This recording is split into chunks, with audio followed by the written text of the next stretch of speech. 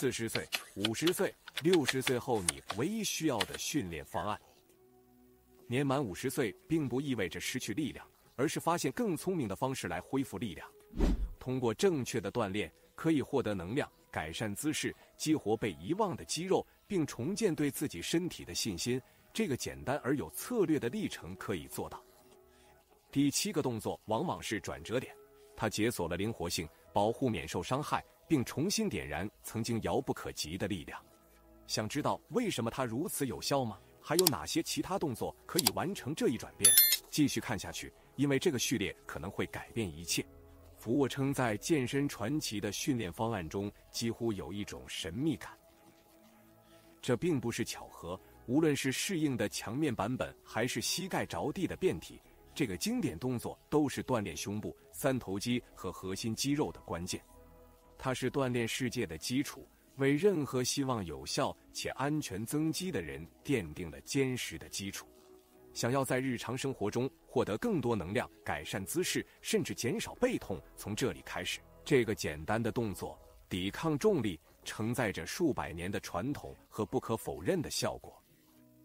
除了增强你的躯干和改善脊柱对齐，俯卧撑还提高了肌肉耐力，特别适合想在健身房努力而不受伤的人。这是一种与增肌目标或单纯减肥、保持健康效果相得益彰的锻炼方式。定期进行时，它能带来肌肉充血的感觉，改变你的外观和表现。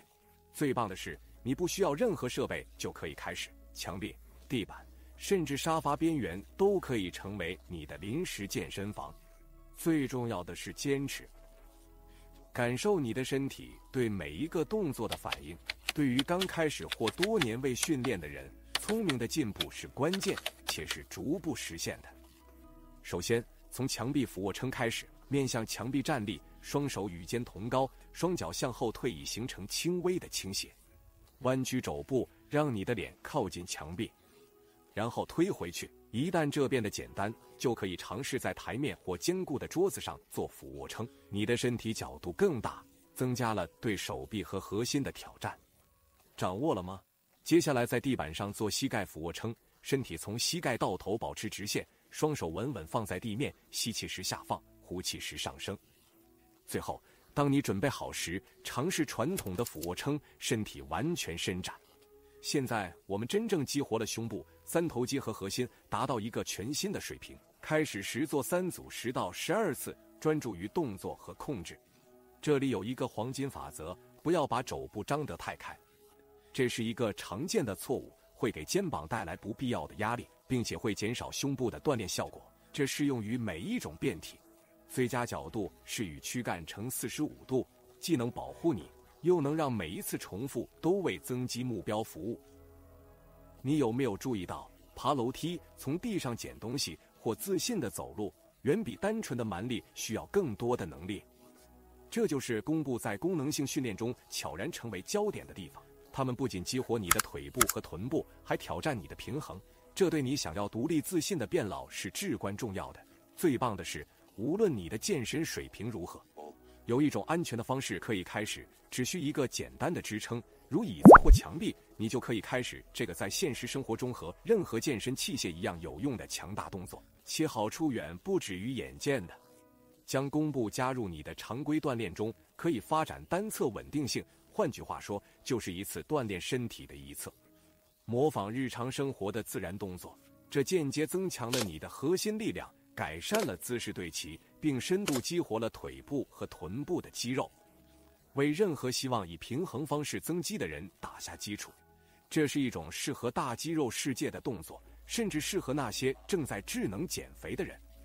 平衡的身体是功能性的身体，这甚至体现在你的走路方式上。顺便说一下，这种运动正是我们在一个特殊协议中训练的内容，我个人也在遵循。许多40岁以上男性通过温和方法恢复精力、力量和自信。如果你感兴趣，可以查看评论区的链接，或者扫描屏幕上的2维码。为了安全地进行弓步，首先站立，双脚与臀部同宽，一侧可以用椅子或墙壁支撑。向前迈出一条腿，同时弯曲两膝，前膝形成90度角，后膝向地面降低，但不接触地面。关键是保持上身直立，核心肌群收紧。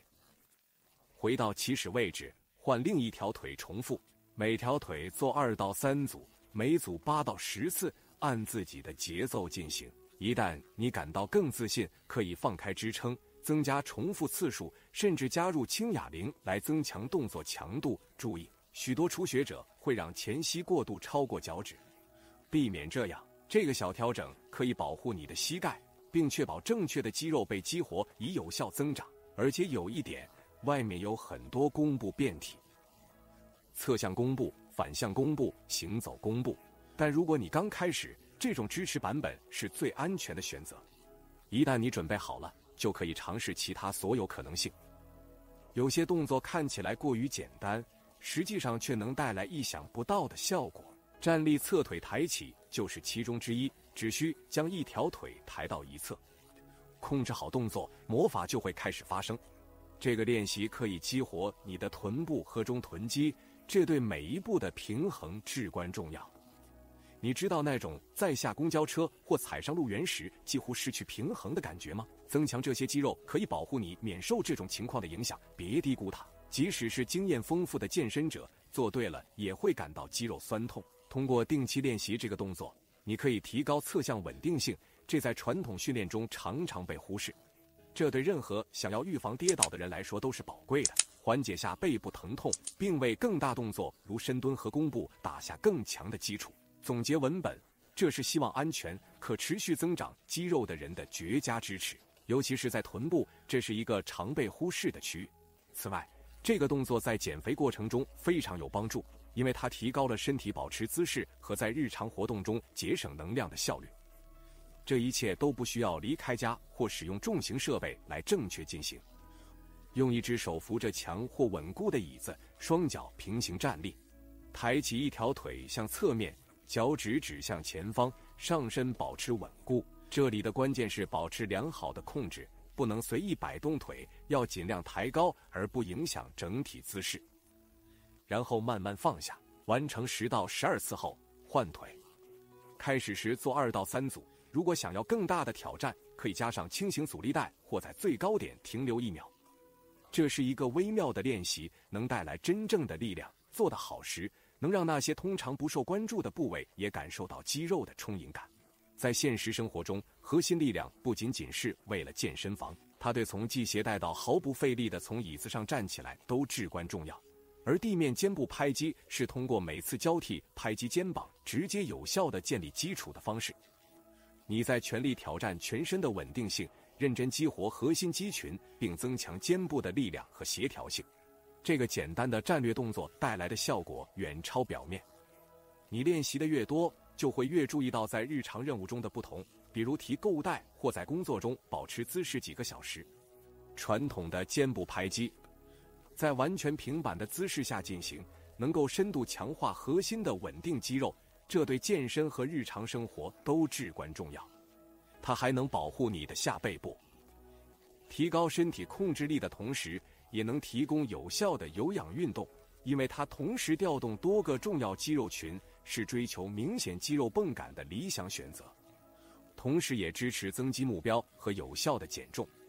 如果一开始平板姿势感觉太有挑战性，没问题，你可以从斜面开始，比如厨房台面或沙发边缘，从那里建立力量，稳稳进入平板姿势，双手平放在地面上，手臂伸直，身体从肩膀到脚跟完美成直线。收紧核心，保持臀部不晃动，用右手触碰左肩，然后用左手触碰右肩。关键是完全控制。如果身体开始扭动过多，那就是你需要调整的信号。进行2到3组，每侧10到12次，注重动作形式而非速度。如有需要，可以使用斜面版本来建立控制力，然后再转到地面。这种微妙但有策略的训练为接下来的动作打下坚实的基础。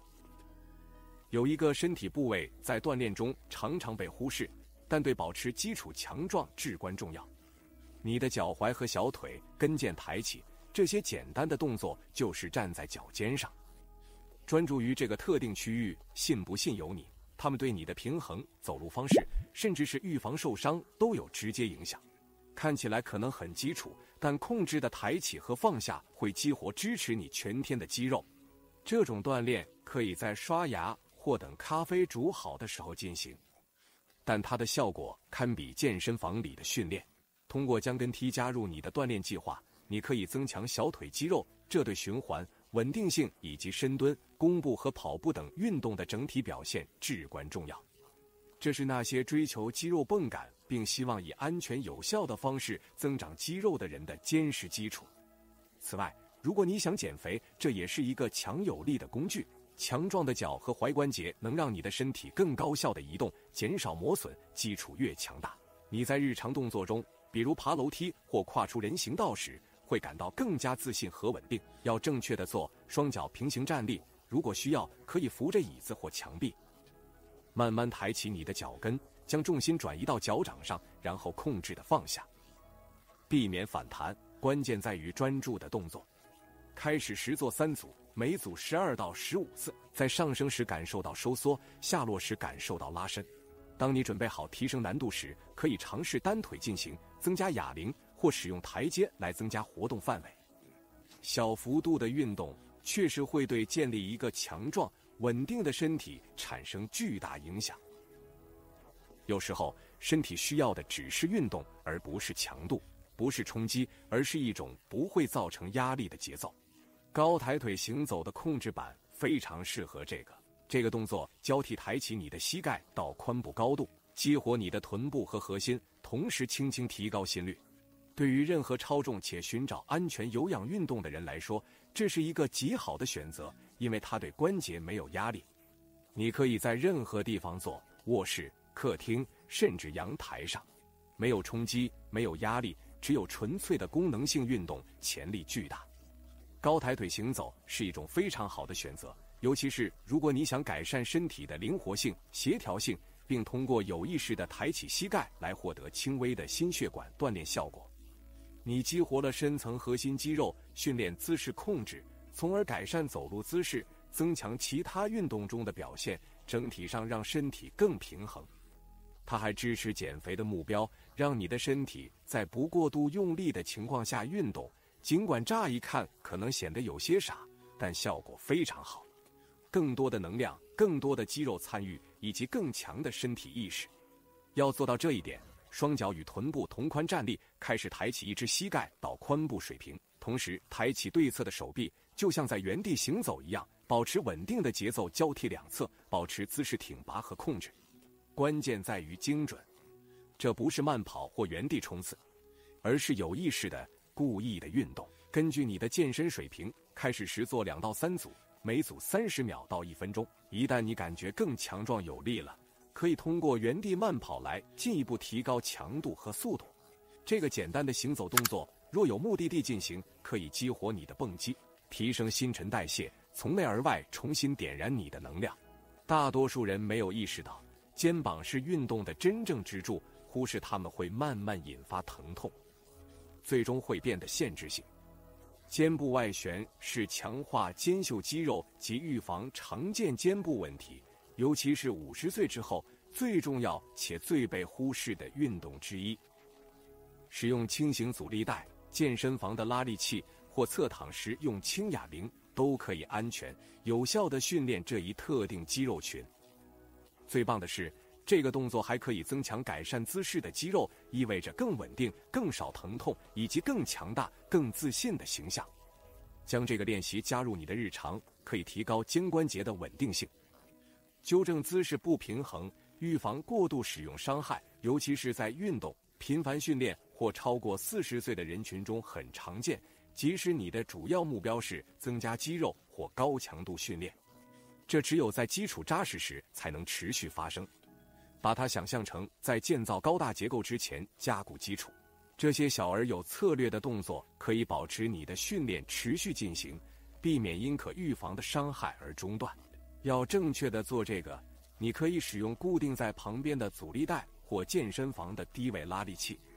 保持肘部贴紧身体，手臂弯曲90度，向外顺时针旋转前臂，远离躯干，然后慢慢的返回。动作应该小而可控，完全来自旋转，而不是整个肩膀。每侧开始做2到3组，每组12到15次。一个很好的变体是侧卧，使用轻哑铃重复同样的动作，这样重力有效地对抗旋转，挑战肩袖。请不要站着使用哑铃进行这个特定动作，因为重力会直接拉下重量，导致主要激活二头肌而非肩袖，从而使动作失去了预期的效果。关键在于意图、对齐和控制。现在你已经看到每个动作如何针对身体的特定区域，告诉我你今天打算尝试哪个？因为仅仅观看是不够的，行动才会让你的能量恢复，并真正让那些肌肉生长。你是要继续等待，还是今天就是你迈出第一步的日子？记住，这不是关于疯狂的强度，这就是智能一致性。通过这个例行程序，你可以安全地增强力量，减轻体重，并将你的锻炼转化为实际成果。在下面留言告诉我哪个锻炼让你印象深刻，分享给需要的人。当然也别忘了订阅并开启通知，我们还有很多内容即将推出。